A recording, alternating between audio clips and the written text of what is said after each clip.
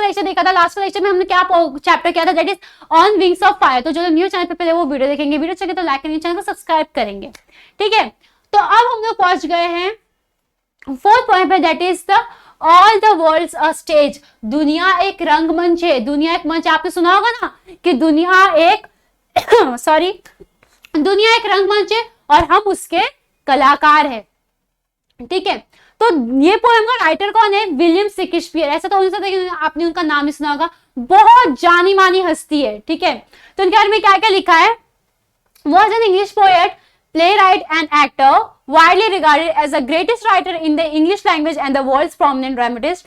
He is often called England's national poet and the तो वो England के national poet है और उनको क्या नाम दिया गया है?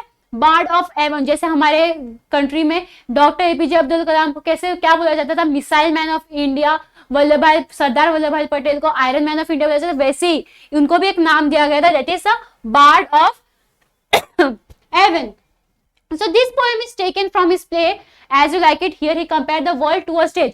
यहाँ पर एक स्टेज, पूरे वर्ल्ड को ना एक 7 तरह के स्टेज से कंपेयर किया गया। Where the drama of human life is enacted. यहाँ पर ह्यूमन लाइफ को पूरा इनैक्ट करके दिखाया है, ठीक है। तो इस पोएम में बेसिकली क्या है कि यहाँ पर 7 स्टेजेस बताए गए, ठीक है। हर एक स्टेज में कि किस तरह से पहले स्टेज में हम पैदा होते, सेकंड स्टेज में स्कूल जाना स्टार्ट करते, थर्ड स्टेज में टीनेजर्स होते, फर्स्ट स्टेज में यंगस्टर्स होते, फिफ्थ स्टेज में हम लोग एक सीरियस पर्सन होते, सिक्स स्टेज में बूढ़े हो जाते और सेवन स्टेज वो स्टेज है जब हम मरने के बहुत करीब आ जाते, ठीक है। तो ये ब्यूटीफुल पोएम है जहां पर बोलते हैं ना दुनिया गोल है, what goes around comes around. तो जैसे हम लोग जब पैदा होते तो हम लोग कैसे बिहेव करते, वैसे हम मरते हुए बिहेव करते। तो आप बोल रहे हो ऐसे कैसे पॉसिबल है? तो चलो हम देखेंगे तो आपको पता चलेगा। So all the world's a stage. William Shakespeare बोल रहे कि जो पूरी दुनिया है ना वो एक स्टेज है, एक मंच है। And all the man and woman merely players. तो जो आदमी और औरत है ना वो इस स्टेज में एक्ट करते हुए प्लेयर्स है, जो एक्ट कर रहे, प्ले कर रहे, ठीक है। They have their exit and their entrance. उनका एक एग्जिट भी और एक एंट्रेंस भी है, ठीक है। एंट्रेंस, अभी एंट्रेंस कैसे होगा इस दुनिया में? ऑफ कोर्स जब हमारा बर्थ होगा, जब कोई पैदा होता है तो उनका ये एंट्रेंस होता है, ठीक है। अब एग्जिट कैसे होगा? जब कोई मर जाएगा उसके एग्जिट के बाद ऐसे भूत बन के आने का प्लान है क्या? नहीं, वैसे नहीं होता है, ठीक है। So they have the exits and they have entrances and one man in his time plays many parts. और जो एक आदमी ना वो बहुत तरह के पार्ट्स प्ले करता है, वो बहुत सारे किरदार अपनाता है। जैसे एक आदमी बच्चा बनता है, फिर एक बेटा बनता है, एक फादर बनता है, एक ग्रैंडफादर बनता है। तो वो ये बोल रहा है कि तो ये जो पोएम है ना एक आदमी के पर्सपेक्टिव से बताया गया है, ठीक है। So his acts being 7 ages. तो उसके जो एक्ट होते हैं ना वो 7 एजेस को फॉलो करते हैं, ठीक है। 7 एजेस कौन से देखो। एट फर्स्ट, सबसे पहला, at first the infant mewling and puking in the nurse arm. Mewling means crying softly and puking means उल्टी करना, throwing up and vomiting, ठीक है। अभी देखो जब हम लोग पैदा होते हैं तो हम कैसे एक इन्फेंट होते हैं। इन्फेंट किसको बोला गया? एक न्यूबॉर्न बेबी को। तो जब न्यूबॉर्न बेबी पैदा होता है तो वो कैसे धीरे धीरे एकदम हल्की हल्की आवाज में रोता है और वो उल्टी करता है नर्स के आर्म पे। उल्टी करना जैसे देखा ना आपने कभी नोटिस किया होगा, जो छोटे छोटे बच्चे होते हैं ना वो उल्टी करते कर्ड जैसा एकदम व्हाइट, जब उनको दूध हजम नहीं होता वैसे उल्टी करते हैं। और जब वो इस दुनिया में पहली बार आते हैं तो कौन लेके आता है? ऑफकोर्स डॉक्टर्स लेके आते हैं ना, डॉक्टर्स पैदा करते हैं। डॉक्टर्स नहीं पैदा करते, मॉम्स पैदा करते हैं, लेकिन डॉक्टर्स उनको हेल्प करते हैं, डॉक्टर्स का वही काम होता है। तो वहां पर नर्सेस भी रहती है। तो जब नर्स अपने आर्म पे पहली बार वो बेबी को लेती है तो वो उस नर्स के आर्म पे उल्टी करता है, ठीक है। तो म्यूलिंग इधर बोला गया कि बच्चे स्लोली रोते हैं, लेकिन आपके आजू-बाजू में ऐसा कभी हुआ है कि बच्चे धीरे रोते हैं? हमारे उधर तो ऐसे होता है, बच्चे ऐसे रोते हैं कि मतलब हमको सोने नहीं देते, इतना रोते जोर जोर से, ठीक है। फिर सेकेंड, ये हो गया हमारा first stage. Now second stage, then the whining school boy with his satchel means school bag. whining means complaining. जो जब बच्चे फर्स्ट टाइम स्कूल जाते हैं तो वो बोलते ना कि मम्मा मुझे स्कूल नहीं जाना करके वो कंप्लेन करते हैं ना, विथ इस बैग हाथ में लिए हुए। एंड शाइनिंग मॉर्निंग फेस, जब हम सुबह सुबह उठते, जब हम नहा धोगे तो एकदम मस्त चकाचक रेडी हो जाते हैं ना, तो वैसे ही वो वैसे shining morning face creeping like snail, snail की तरह जब स्कूल जाना था ऐसा धीरे धीरे धीरे, स्नेल कैसे धीरे धीरे चलता है वैसे चलते हैं हम लोग। हाँ, अनविलिंग टू स्कूल, स्कूल नहीं जाना बोल के मम्मी को कन्विंस करते, मम्मा स्कूल नहीं जाना, मैं बोलते एक पटके लगाऊंगी, चप्पल से मारूंगी, जाओ स्कूल, तो फिर हमें जाना पड़ता है school, right. And then the lover, then the lover, तो थर्ड स्टेज में क्या है ना, लवर, जैसे हम टीनेजर्स में आते हैं तो किसी ना किसी से हमारा इन्फेक्शन, किसी से अट्रैक्शन होता है, तो sighing like furnace, sighing means letting out the breath of sadness, ठीक है, विद फर्नेस, फर्नेस में जैसे चाय की कैटल्स कैसे होती है और कुकर कैसे होता है, सीटी मारती है, हवा छोड़ती है, वैसे ही जो लवर है ना वो एकदम सैडफुल है ना, ऐसे सीटी मारे, ऐसे हाँ ऐसे लंबी सांसें ले रहा है, with a woeful ballad, woeful ballad means sad poem and song, सुनते ना हम लोग आजकल जो बेचारे दुखी आशिक होते वो कैसे कैसे सॉन्ग्स बनाते, और हम वो सॉन्ग सुनते हैं कि नहीं, हाँ वैसे ही सॉन्ग ज्यादा चलते हैं। हाँ, तो वैसे ही एकदम सैड होके एक ऐसे गाने पोएम्स बना रहे, किसके लिए, made to his mistress eyebrow, उसके आईब्रो को जो मिस्ट्रेस मतलब जिससे वो प्यार करता है उसके आईब्रो की तारीफ कर ऐसे सैड गाने और पोएट्स के थ्रू। फिर फोर्थ स्टेज, अभी फोर्थ स्टेज क्या होगा ना, ऐसा स्टेज जहां पर ना जो जवानी है ना वो बहुत बोलते ना गरम खून खोलता है लोग लड़कों का, जब वो एकदम थोड़े टीनेज से बाहर आ जाते हैं और मिड एज से पहले यंगस्टर का एज बहुत ही वायलेंट होता है, राइट। तो वैसे ही then a soldier full of strange oath, जैसे सोल्जर कैसे शपथ लेता है वैसे ही जो ये यंगस्टर्स है, यंग लड़के, वो ओथ लेते हैं, शपथ लेते हैं कुछ कोई ना कोई तरह की। And bearded like the part, और बियर्डेड लाइक द पार्ट किसका बोला गया है, लेपर्ड, जैसे वो कैसे बियर्ड्स, उनके जो बियर्ड्स कैसे होते हैं, लेपर्ड की बारीक बारीक बियर्ड्स होते, वैसे वो अलग अलग डिजाइन के बियर्ड्स बनाते रहते हैं।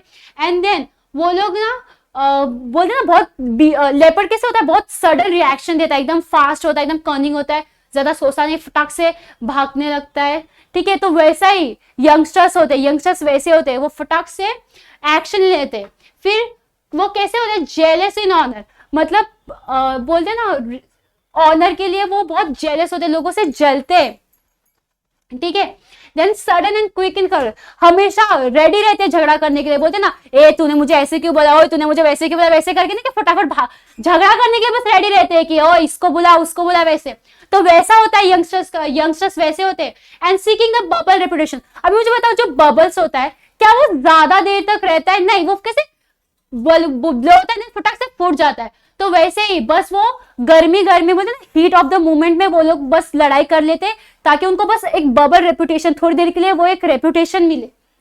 And even in cannons mark, मतलब उनको उस रेपुटेशन की इतनी पड़ रही थी, वो फेम की इतनी पड़ रही थी कि वो मरने के लिए, मतलब जैसे कैनन यू नो जैसे तोप होता है, देखा ना जैसे आपने वॉर्स में देखे होंगे तोप होते हैं, हाँ मतलब वहां पर खड़े होकर मरने के लिए तक रेडी हो जाए, वैसे उनका गर्म खून रहता है, मुझे ना यंगस्टर्स गर्म खून। सो या तो ये फोर्थ स्टेज था, फोर्थ से थोड़ा बड़ा था। Now fifth stage we have is and then the justice, अब न्याय होगा।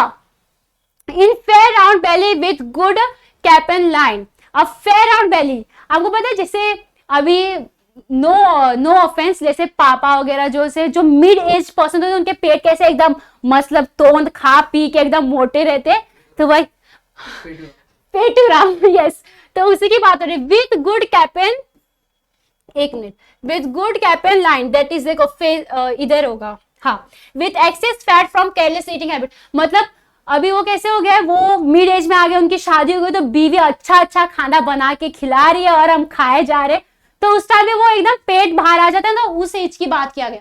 और इसमें ना यहाँ पर न्याय करने वाले जैसे उनके हरकतें हो जाती, जैसे विथ आई सी, वो हमेशा एकदम सीरियस तरीके से देखते हैं, एकदम सीरियस रहते हैं। Then beard of formal cut, जैसे हम अपने यंग एज में नहीं यहाँ कलर कराते हैं, वहां कलर करते हैं, यहाँ से कट वहां से कट ऐसे अजीब बहुत लोग बियर्ड करवाते। सर हंसो मत, ऐसा होता है सर सिंसियर है बट कुछ ऐसे है, ठीक है। एंड बियर्ड, लेकिन अभी क्या होगा ना इस स्टेज में, जब वो मिड एज में था तो वो एकदम एक फैमिली मैन बन जाते, एक किसी के डैडी बन जाते, तो फिर वो बियर्ड्स में एकदम सिंपल रखते, फॉर्मल कट करते। Then full of wise saws and modern instances, full of wise saws means saying, ठीक है, वो हमेशा सही बातें करते, जो समझदार बातें करते, और वो हमेशा जो मॉडर्न एग्जाम्पल है उन पे बिलीव करते। तो ये था हमारा फिफ्थ स्टेज, ठीक है। Now coming to the sixth stage, and so he plays his part. यहां तक है fifth stage. Now sixth stage we have is into the lean and slippered pantaloon. तो सिक्स्थ स्टेज में क्या हो जाता है ना कि जो वो आदमी ना वो एक स्लिपरी पैंटलून में आ जाता है। जैसे पहले क्या ऐसा होता था ना कि हम लोग एकदम टाइट जीन्स वगैरह, अच्छा जीन्स पहनते थे, लेकिन जब वो ओल्ड एज में, जैसे हमारे ग्रैंडफादर वगैरह, वो हमेशा कैसे लूज पैंट्स पहनते, जिसमें वो इजीली स्लिपरी मीन्स जिसमें आसानी से अपना पैर डाल के आराम से पहन सके, वैसे उस एज में आ गए हम लोग अभी। विथ स्पेक्टेकल्स ऑन नोज, चश्मा पहन के रखते हैं, ऐसे ऐसे ऐसे ऐसे करके देखते हैं ना, एंड पाउच ऑन साइड, हमेशा उनके हाथ में एक पाउच रहता है। His youthful horse well saved a world too wide. Youthful horse means close fitting covering for legs, ठीक है। तो जो उनके पैंट्स थे ना, पैंट्स जो दुनिया को बचाने वाले जो उनके पैंट्स थे ना, वो अब उसमें ना उनके पैर जा रहे, लेकिन वो एकदम श्रिंक हो गए। अभी कैसे बुढ़े हो जाते तो हम लोग एकदम पतले, लोग एकदम पतले सुकड़े हो जाए, हमारे नाना नानी को देखोगे तो पता चलेगा ना। तो उनके जो पैंट में ना वो ऐसे घुस जा रहे पैंट, ठीक है। Now for his shrunk shank legs knee to ankle, एकदम पतले से हो गए, सुकड़े से हो गए। अब वो पैंट्स में वो उनको ढीली आ रही है वो pants. And his big manly voice, और जो एकदम मर्द वाली आवाज थी ना, ठीक है, वो अब एकदम लो हो गई है। Now turning again towards childish treble pipes and whistles in his sound, मतलब अगेन जैसे बच्चा कैसे बोलता है, बच्चे एकदम धीरे आवाज में, मतलब ऐसा जब बच्चे नए नए सीखते तो वो कैसे थोड़ा स्टैमर होके बोलते हैं, थोड़ा गड़बड़ करके बोलते हैं, वैसे ही वो अभी इतने अच्छे से बोल नहीं पा रहे। और जब भी वो बोल रहे तो ऐसा लग रहा है कि विसल बजे, क्योंकि वो इतने लो वॉइस में। ट्रेबल, देखो ट्रेबल का मतलब है 3 times weaker then, 3 times weaker, उनकी जो मैनली वॉइस है उसे 3 टाइम्स वीकर हो गई है, ठीक है। और अब वो एक विसल से साउंड करे। नाउ लास्ट इन ऑल, अब लास्ट 7th स्टेज आ गया। कौन सा स्टेज? सैड स्टेज, मरने से जस्ट पहले का स्टेज, ठीक है। And that ends this strangeful eventful history। तो जब हम मरने के कगार पे आ जाते हैं तो जैसे हम चले जाते हैं वैसे जो हमारी पीछे की हिस्ट्री है वो भी खत्म हो जाती है।